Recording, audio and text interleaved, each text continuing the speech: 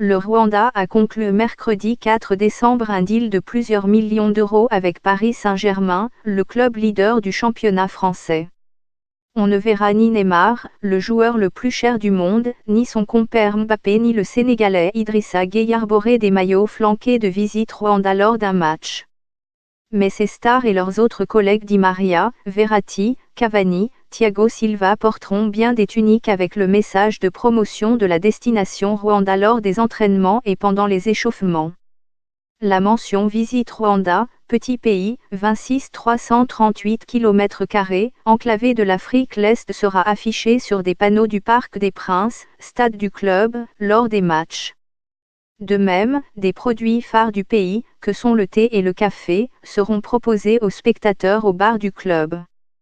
Ces dernières années, le pays de Paul Kagame s'est lancé dans une offensive diplomatique ou de charme au niveau international.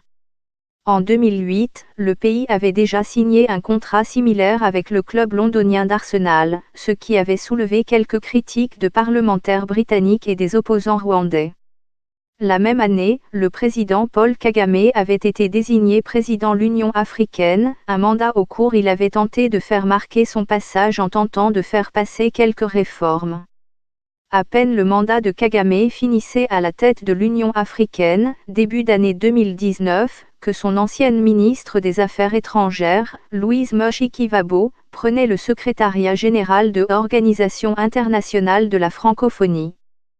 15 ans après le génocide qui fait plus de 800 000 morts dans le pays, les autorités multiplient les initiatives pour donner une nouvelle réputation à leur pays, le présenter comme un pays ouvert, accueillant et propre.